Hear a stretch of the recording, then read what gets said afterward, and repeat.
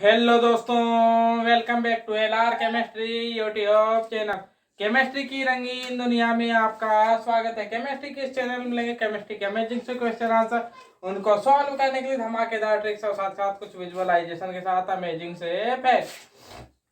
तो दोस्तों, इन सभी चीज़ों की रिक्वायरमेंट है तो प्लीज़ मेरे चैनल को सब्सक्राइब कीजिए और बेल आइकन को ऑन कर लीजिए ताकि मेरे आने वाले सभी वीडियो की नोटिफिकेशन आप तक पहुंचती रहे।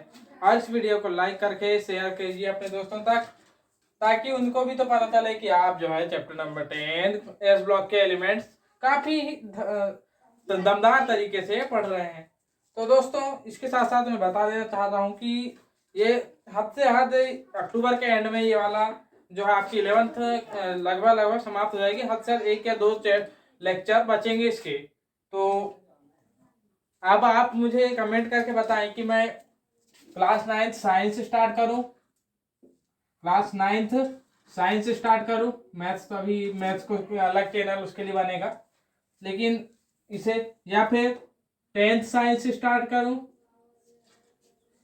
आपके पास तीन ऑप्शन है जिसमें कि मैं 10th साइंस वैसे भी चांस नहीं है तो मुख्य रूप से दो ऑप्शन रहेंगे, और या फिर 12th केमिस्ट्री। ये तीन में से आप जो है एक ऑप्शन अब आप चूज करके बताएंगे। आप कमेंट बॉक्स में छाप दीजिए कि आपको कौन सा ऑप्शन ज़्यादा बेटर लग रहा है। मुझे तो ऑब्वियस सी बात है कि मैं 12th केमिस्ट्री पढ़ाना चाहूँगा, लेकिन फिर भी मुझे क्यों लग रहा है कि मुझे 9th साइंस पहले पढ़ा देनी चाहिए।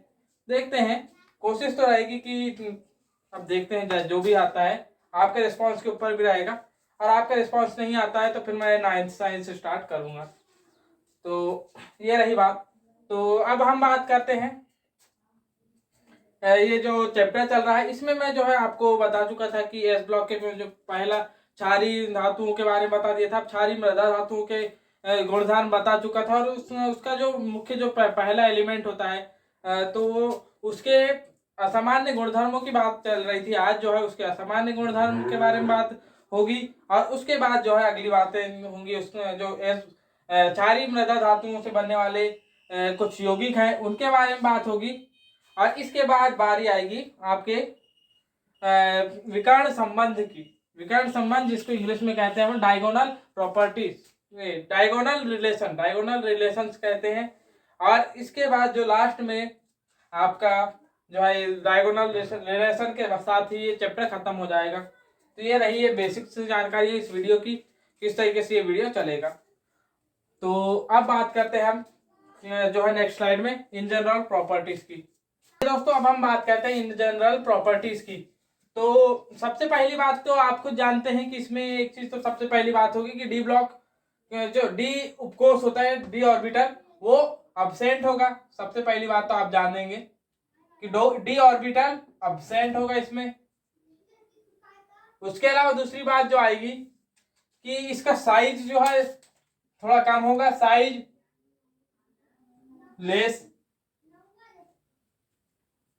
लेस साइज, मतलब कम सा इसका जो है आकार छोटा होगा। लेस नहीं कहना चाहिए, स्मॉल साइज। उसके अलावा जो इसकी कुछ और बातें होंगी, तो ये दोनों चीजें जब ये दो ही मुख्य बातें होती तो इन दोनों की वजह से जो है अन्य तत्वों से ये जो आपके मैग्नीशियम हो गया, कैल्शियम हो गया, स्ट्रांसियम हो गया, बेरियम हुआ, और जो है इसके अलावा बेरियम के अलावा रेडियम, ये जो अन्य 5 तत्व हैं उनसे अलग ही गुण दर्शाता है। तो क्यों दर्शाता है? तो उसका कारण है कि डी ऑर्बिटल की अनुपस्थिति होती है, और साथ ही साथ इसके जो है आकार छोटा होता है इस वजह से। तो कौन कौन से अलग गुण दर्शाएगा? तो सबसे पहली बात तो आयनन एंथैल्पी आयनन एंथैल्पी बहुत ज्यादा होगी। आयनन एंथैल्पी ज्यादा होगी, पहली बात। ये जो है अन्य तत्वों के अपेक्षा कठोर होगा, अन्य तत्वों की अपेक्षा कठोर होगा। लेकिन इसके अलावा जो है वायु से प्रभावित होगा, लेकिन वायु से आसानी से प्रभावित नहीं होगा जितने आसानी से अन्य तत्व प्रभावित होते हैं उस आसानी से ये प्रभावित नहीं होगा, से प्रभावित नहीं। और इसके अलावा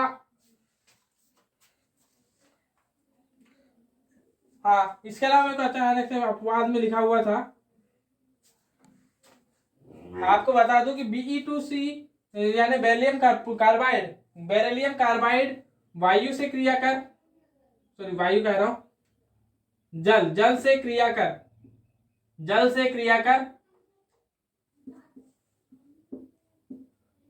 मीथेन व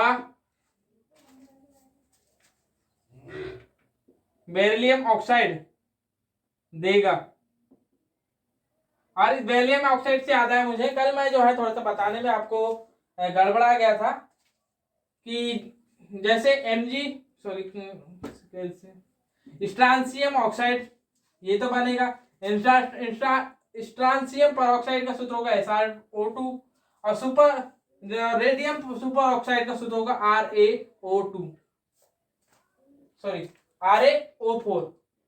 तभी तो इसके जो है यहाँ पर पे +1 होगी इसकी, सॉरी -1 होगी इसकी, क्योंकि इसकी जो है +2 होती है, आप खुद को पता है, आपको ही पता है कि इसको ऑक्सीडेशन स्टेट +2 होगी और +2 को बैलेंस करें -2, इस तरीके से -1 के ऑक्सीडेशन स्टेट में कैसे आपके ऑक्सीजन को जाना है, तो इस तरीके से ये जो है बॉन्डेड होगा और इसमें इसको वैसे -½ में जाना है एक प्रकार से, तो इस तरीके से बॉन्डेड होना पड़ेगा। ये बात रही, इसे ध्यान रखेंगे।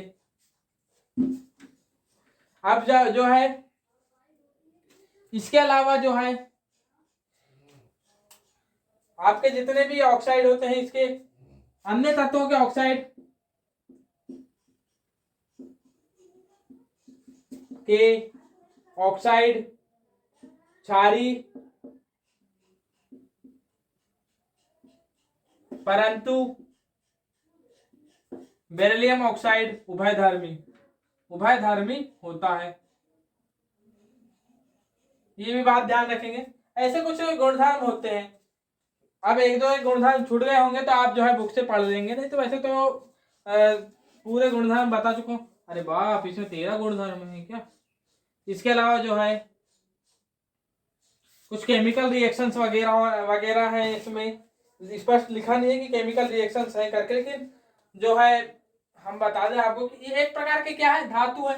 अब धातु है तो यार आप खुद ही समझ जाए कि अम्लों से क्रिया करेंगे तो ये हाइड्रोजन उत्पन्न करेंगे, धातु है तो अम्लों से क्रिया करके हाइड्रोजन उत्पन्न करेंगे। उसके अलावा कैल्शियम स्ट्रोंशियम तथा बेरिलियम की भांति बेरिलियम योगी ज्योतिहीन ज्वाला को रंगीन नहीं करते। मतलब कि अगर से मान लीजिए आपने कोई ज्वाला परीक्षण कर रहे हैं तो जो है बेरिलियम जो है अपने आयनों को रंगहीन रखता है, जबकि अन्य तत्व रंगीन आयन बनाते हैं। इसके अलावा कह रहा है मैंने जो अभी बताया, उसके अलावा अमोनियम क्लोराइड की उपस्थिति में अमोनियम कार्बोनेट द्वारा कार्बोनेट अवक्षेपित नहीं करते।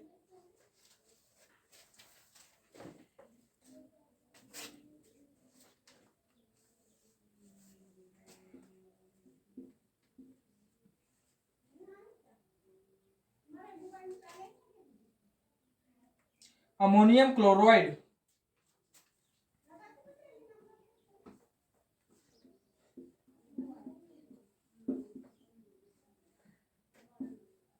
के साथ रिएक्ट कर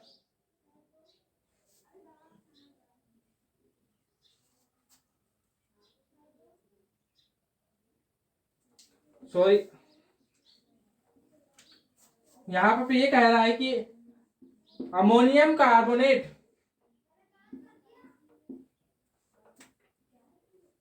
की उपस्थिति से अभिक्रिया करेंगे अमोनियम क्लोराइड की उपस्थिति में यदि से अन्य तत्व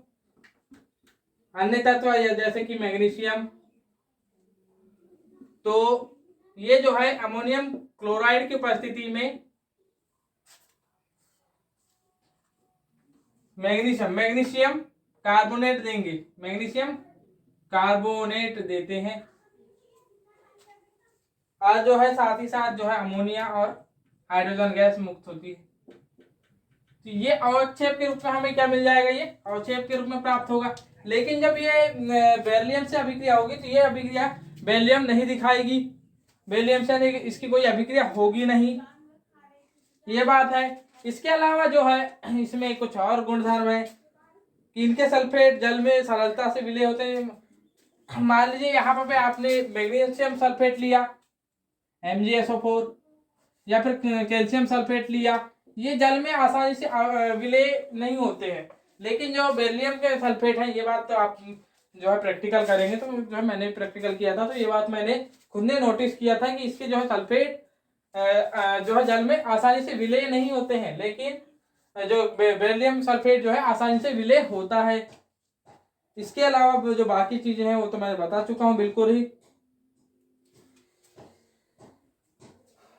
तो इसके अलावा जब हम बात करते हैं इसके कुछ उपयोग हैं, बेरिलियम क्षारीय धातु के उपयोग कि बेरिलियम कॉपर के मिश्र धातु प्रबल शक्ति के स्प्रिंग बनाने में होता है।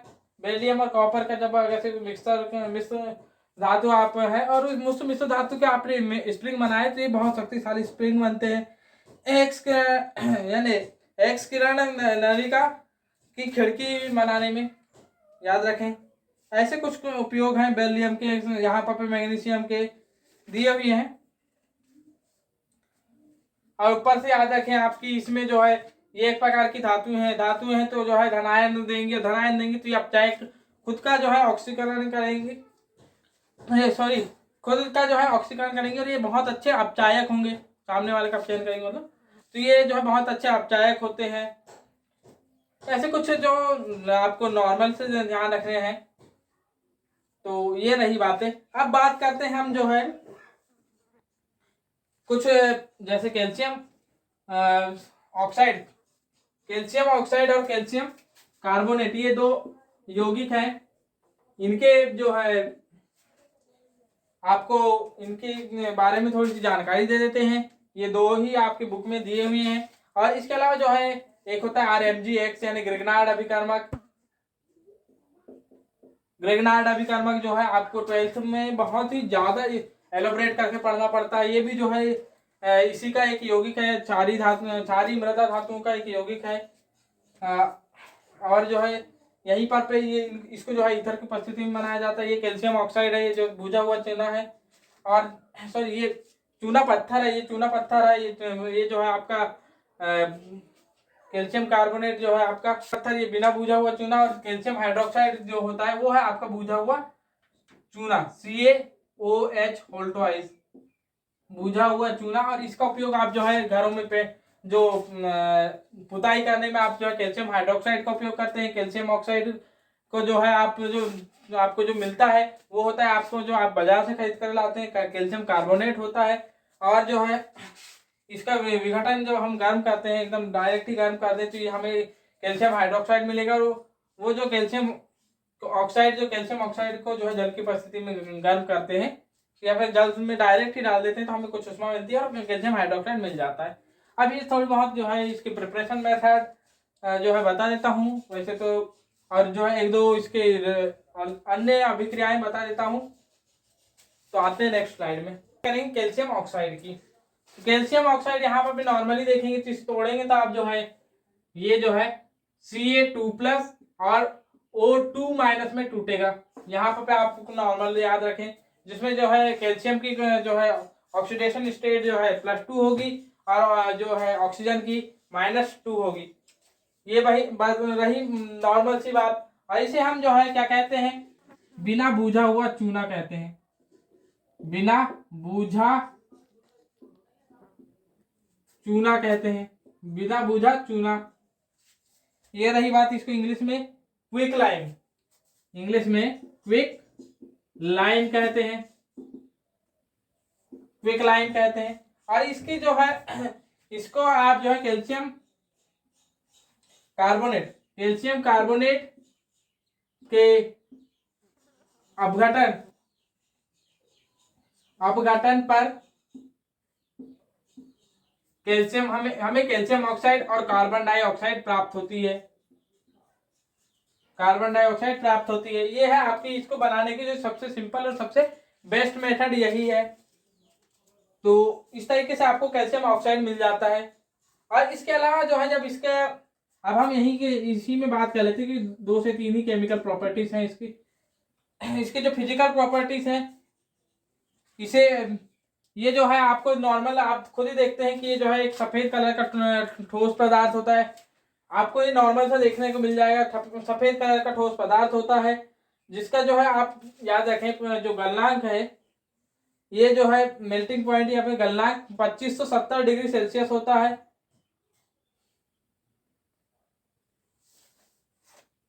ये बात याद रखें। दो ही बातें याद रखें कि ये श्वेत ठोस है, और इसका जो मेल्टिंग पॉइंट है, मेल्टिंग पॉइंट वो है आपका 2570 डिग्री सेल्सियस है। ये बात रही। और इसका उपयोग जो है आपको जान, यानी पुताई वगैरह में इधर इनमें होता है, या फिर आप प्लास्टर ऑफ पेरिस वगैरह में होता है। इधर प्लास्टर ऑफ पेरिस में भी थोड़ा बहुत उपयोग होता है। वहां पर जब प्लास्टर ऑफ पेरिस हो जाती है, उसके बाद पुताई वगैरह करने में नॉर्मली कहते सबसे बेस्ट बात है कि हाँ पुताई करने में होती है। ये याद रखें। तो इसकी जब हम केमिकल प्रॉपर्टीज की बात करेंगे, तो ये देखिए केमिकल प्रॉपर्टीज। तो केमिकल प्रॉपर्टीज में जो है आप जो है सबसे पहले तो कैल्शियम ऑक्साइड की जल से अभिक्रिया कराएंगे। तो नॉर्मल सी बात है कि आप जो है जैसे जो है बिना बुझे हुए चूने में आपने जैसे जल को डायरेक्ट डाल दिया, तो आपको जग जानता है कि कुछ नहीं होगा, सीधे आपको कैल्शियम हाइड्रोक्साइड प्राप्त हो जाएगा, बुझा हुआ चूना प्राप्त हो जाएगा जैसे पानी डालेंगे। और साथ ही साथ कुछ उष्मा, जो कि उष्मा कहते 1570 ऐसे कुछ निकलती है।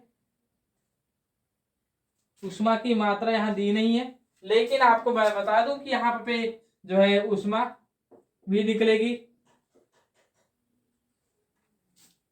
यानी कि आप जैसे भी जल इसमें जो है जल डालेंगे, तो आपको जो है जिस बर्तन में डालेंगे, तो वो बर्तन आपको गर्म गर्म होता हुआ दिखाई देगा। इसके अलावा जो है इसकी ये कैल्शियम ऑक्साइड है। कैल्शियम ऑक्साइड जो है एक प्रकार का जो है क्षारी ऑक्साइड है, क्षारी ऑक्साइड है। क्षारी ऑक्साइड की किसी भी अम्ल से अभिक्रिया कराएंगे। कैल्शियम ऑक्साइड एक प्रकार का क्षारी ऑक्साइड है, और इसकी किसी अम्ल से, जैसे कि HCl से अभिक्रिया कराया आपने,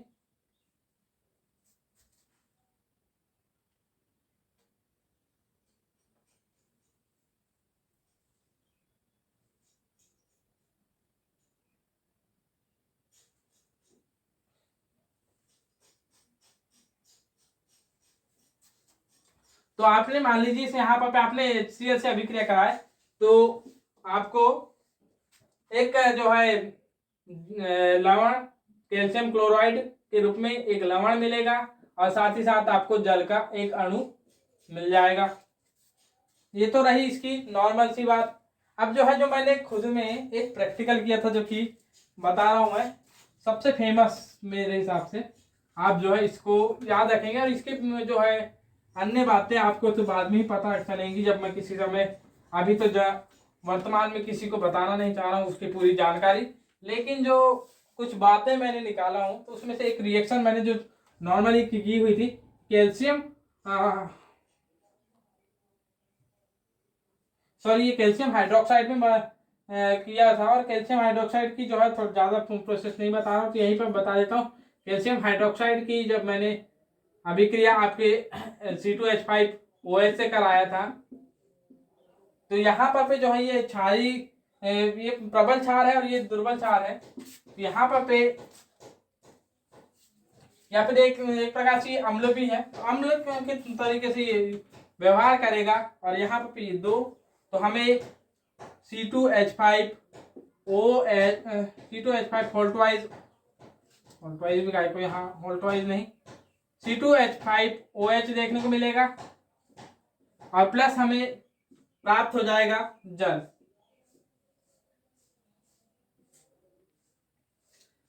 क्यों मैं अपनी जो वो करने में लगा हूँ यार, अभिक्रिया मैंने खुद ने किया, सब कुछ किया हूँ।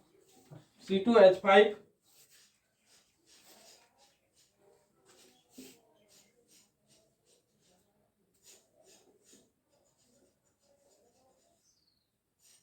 CaC2H5 ओ वोल्टवाइज, ये यहाँ पर पे हमें प्राप्त होगा। आप जो है इसे प्राप्त करेंगे जब आप अभिक्रिया करते हैं तो ये प्राप्त होती है आपको। आप नॉर्मली अगर से आपको विश्वास नहीं होता है तो आप जो है अपने लेबोरेटरी में जाकर के इस प्रैक्टिकल को दोहरा सकते हैं। तो मैंने ये खुद से प्रैक्टिकल किया हुआ है। इसके अलावा जो है कैल्शियम ऑक्साइड जो है, अब कैल्शियम ऑक्साइड पे दोबारा से आते हैं हम। और जो है ये क्या कहना चाहिए, हाँ, वायु से क्रिया करने पर पे वायु से क्रिया है। और यहाँ पर भी मैं बता दूं, जो पिछले इसमें बताया था वैसे यहाँ पर भी वायु से क्रिया, मतलब यहाँ कार्बन डाइऑक्साइड से क्रिया। और कैल्शियम ऑक्साइड आप खुद ही समझ रहे हैं, डायरेक्ट ही याद रख सकते हैं आपकी ये भी वेल नोन अभिक्रिया है जिसमें कैल्शियम कार्बोनेट बनता है।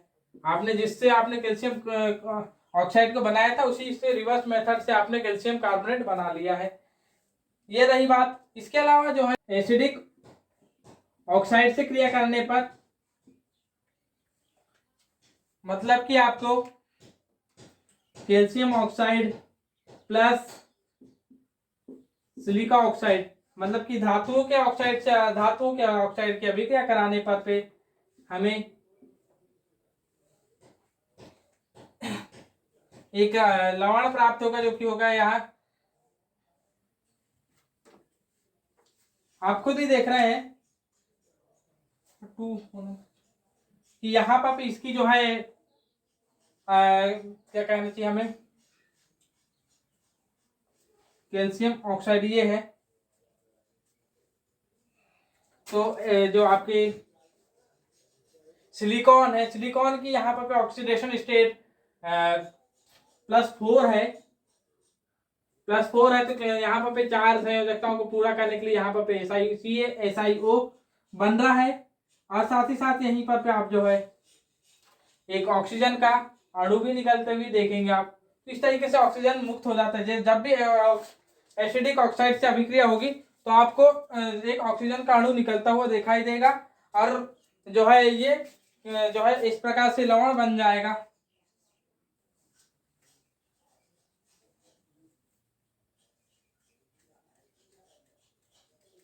सॉरी, ऑक्सीजन कहाँ से निकाल दिया मैंने, ऑक्सीजन इसमें नहीं निकलता है, ऑक्सीजन अगली अभिक्रिया में है। ऑक्साइड की अभिक्रिया आपने अगर से मान लीजिए कभी कार्बन से करा दिए तो आपको कैल्शियम कार्बाइड मिल जाएगा, कैल्शियम कार्बाइड। और जो है आपको कार्बन डाइऑक्साइड, जी, कैल्शियम कार्बाइड और कार्बन मोनोऑक्साइड मिल जाएगा आपको, CaCO2 प्लस कार्बन मोनोऑक्साइड देखने को मिल जाएगा। और इसके अलावा जो आपने मान लीजिए हेलोजन से इसकी अभिक्रिया करा दी, तो हेलोजन से अभिक्रिया कराने पर पे हेलोजन से अभिक्रिया कराएंगे, जैसे कैल्शियम ऑक्साइड की अभिक्रिया आपने कराई किसी हेलोजन से, जैसे कि क्लोरीन, तो जो है कैल्शियम क्लोराइड प्राप्त हो जाएगा आपको। और साथ साथ यहाँ से ऑक्सीजन मुक्त हो जाएगा। यहाँ पर भी 2, यहाँ पर भी 2, यहाँ पर भी 2, और यहाँ पर आपका ऑक्सीजन मुक्त हो जाएगा। तो इस तरीके से अभिक्रिया चलेगी। तो ये रहे जो है इसके केमिकल प्रॉपर्टीज हैं ये। अब हम बात करते हैं जो है कैल्शियम कार्बोनेट की, नेक्स्ट स्लाइड में। कैल्शियम कार्बोनेट को हम क्या कहते हैं, चूना पत्थर। इंग्लिश में इसे हम कहेंगे इसे लाइम स्टोन, इंग्लिश मीडियम में लाइम स्टोन कहते हैं। और ये जो है आपको जो है संगमरमर, चौक पाउडर इत्यादि जगहों पर पे आपको मिल जाएगा।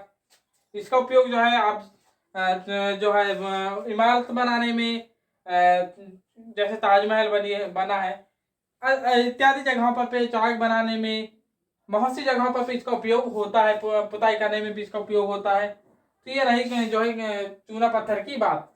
अब इसके उपयोग के बाद हम बात कर लेते हैं इसके बनाने की मेथड। तो सबसे पहली मेथड तो आपने देख ही लिया कि कैल्शियम ऑक्साइड को जो है कैल्शियम ऑक्साइड में कार्बन डाइऑक्साइड प्रवाहित करने पर हमें कैल्शियम कार्बोनेट प्राप्त हो जाता है, पहली बात। और दूसरी चीज यहाँ पर मान लीजिए आपने जब सोडियम हाइड्रोक्साइड बना रहे थे उस समय भी एक जो है रिएक्शन पड़ी हुई थी जिसमें कैल्शियम हाइड्रोक्साइड की अभिक्रिया सोडियम कार्बोनेट से कराने पर पे हमें सोडियम हाइड्रोक्साइड और साथ ही साथ कैल्शियम कार्बोनेट प्राप्त हो रहा था, कैल्शियम कार्बोनेट। तो ये रही इसकी बनाने की दो मेथड्स। अब हम बात करते हैं इसकी केमिकल प्रॉपर्टीज के बारे में, बात करेंगे इसकी केमिकल प्रॉपर्टीज की। तो केमिकल प्रॉपर्टीज में जो है आपको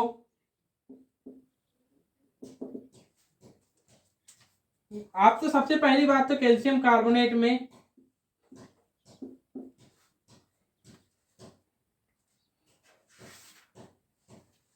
हाँ कैल्शियम कार्बोनेट में यदि से आपने कार्बन डाइऑक्साइड और जल प्रवाहित किया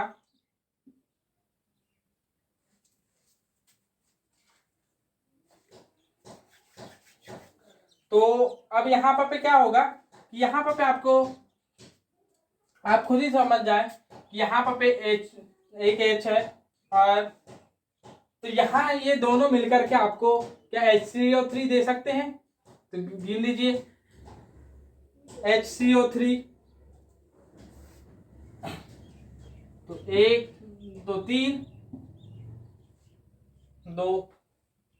तो इस तरीके से आप देखेंगे HCO3 मतलब H2CO3 मिल रहा है आपको।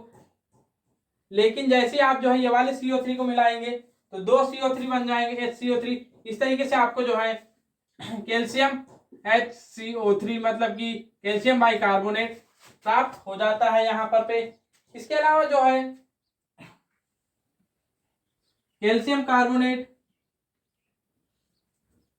की जो है आपने किसी अम्ल से अभिक्रिया कराई, अम्ल से, तो आपको क्या होगा, सबसे पहले तो यहां से एक जल का अणु बनता हुआ दिखाई देगा, एक कैल्शियम क्लोराइड बन जाएगा। अब बचा जो उसे अब कार्बन डाइऑक्साइड बचा यहाँ पर फिर से, तो यहाँ कैल्शियम कार्बन डाइऑक्साइड बन जाएगा। तो ये रही आपकी जो है इसकी केमिकल प्रॉपर्टीज। दो ही जो है इसकी रिएक्शंस दी हुई है आपकी बुक में, और तीसरी रिएक्शन तो ये जो दी हुई है आप बार बार पढ़ते आ रहे हैं। तो कैल्शियम कार्बोनेट का अपघटन करेंगे तो आपको calcium oxide plus carbon dioxide प्राप्त हो जाएगी। तो ये रही, तो ये तीन रिएक्शंस है। इसके अलावा जो है बात करते हैं विकर्ण संबंध। तो विकर्ण संबंध मतलब कि आपको मैं सबसे पहले बता दूं, सबसे पहले मैं आपको एक पीरियोडिक टेबल में थोड़ा बहुत दिखाता हूं।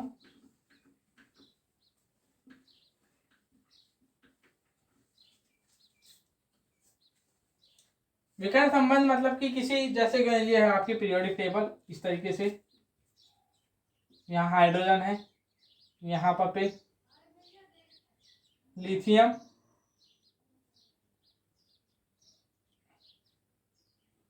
इस तरीके से, और उसके बाद फिर यहाँ पर पे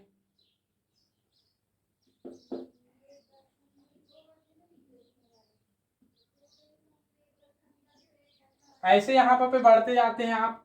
तो इस तरीके से पी ब्लॉक में भी बढ़ेंगे, 1 2 3 2 3 आपका समूह 13 होता है, boron, carbon, nitrogen, oxygen. Oxygen के अलावा यहाँ पर पे आपका अगला होगा यहाँ पर पे बोरॉन, बोरॉन के बाद यहाँ कार्बन, यहाँ पर पे नाइट्रोजन, ऑक्सीजन, फ्लोरीन, और फिर यहाँ पर पे उत्कृष्ट गैसें। तो ये उत्कृष्ट गैसें, तो आपको बता दूं कि जो यहाँ हाइड्रोजन तो नहीं दर्शाएगा, यहाँ पर पे जो ये वाला तत्व है ये यहाँ पर होता है लिथियम, लिथियम दर्शाएगा किससे, बेरिलियम से। लेकिन इसके बाद ये इसके लिए कोई यहाँ पर कोई तत्व तो है नहीं है, तो इससे ये नहीं दर्शाएगा। जैसे यहाँ पर बात आएगी सोडियम, सोडियम दर्शाएगा आपके मैग्नीशियम से, सॉरी लिथियम मैग्नीशियम से, और जो सोडियम है वो कैल्शियम से दर्शाएगा। ऐसे ही जो है आपके तत्व जो है बढ़ते हुए चलेंगे, तो आपका जो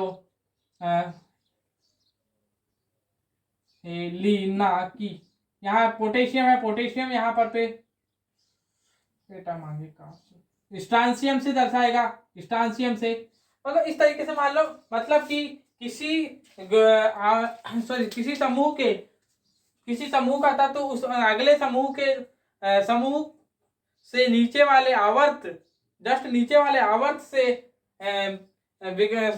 इस तरीके का संबंध दर्शाता है जिसमें कि उसके लगभग केमिकल और फिजिकल प्रॉपर्टीज लगभग सेम होती हैं। तो ये संबंध आपका विकर्ण संबंध कहलाता है। तो ये बात समझ गए आप, विकर्ण संबंध मतलब कि जिसमें किसी समूह का तत्व उसके अगले समूह के तत्व के नीचे वाले आवर्त से एक संबंध दर्शाता है, जिसे विकर्ण संबंध कहते हैं। तो इसमें जो है, अब आप जो है जब आपके क्षारीय धातु और क्षारीय मृदा धातु में किसके मध्य ये विकर्ण संबंध होगा, तो आपको बता दूं कि क्षारीय धातु और क्षारीय मृदा धातु में लिथियम और मैग्नीशियम के मध्य ये संबंध होगा, लिथियम मैग्नीशियम के मध्य विकर्ण संबंध होगा। तो इस मध्य विकर्ण संबंध, तो इसके जरिए हमें क्या देखने को मिलेगा, देखिए संबंध, इसके सहारे हमें देखने को मिलेगा क्या कि इनका साइज जो है ना लगभग समान होगा। इस प्रभाव की वजह से हमें क्या देखने को मिलेगा कि आकार लगभग समान,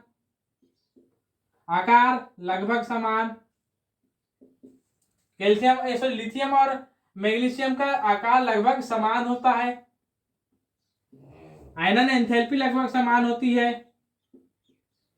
कौन कौन सी चीजें समान होंगी ये बता रहा हूं मैं आपको, एंथैल्पी। इसके अलावा जो है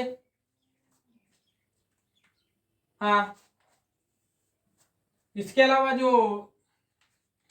इसकी क्षारीयता का गुण होता है, क्षारीयता गुण का गुणधर्म भी, इनके ऑक्साइड के क्षारीयता का गुणधर्म भी लगभग समान होता है। गलनांक और क्वथनांक भी लगभग समान होता है।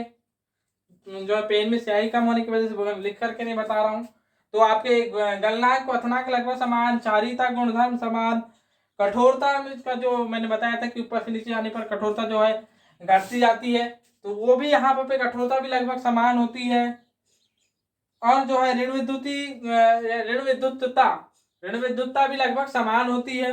तो ऐसे कुछ गुणधर्म है जो कि समान होते हैं, जिस वजह से इसे हम बोलते हैं कि इनके मध्य विकर्ण संबंध होता है। तो इन्हें आप जो है, मैं इसकी जो है आपको एक वो करके बता दूंगा, जो है फोटो सेंड कर दूंगा, तो आप जो है उसको पढ़ लीजिए। और अगर से आपको उनमें से कोई चीज समझ नहीं आती है तो मुझे सेंड कीजिए। एक साथ धन्यवाद। जय हिंद, जय श्री राम।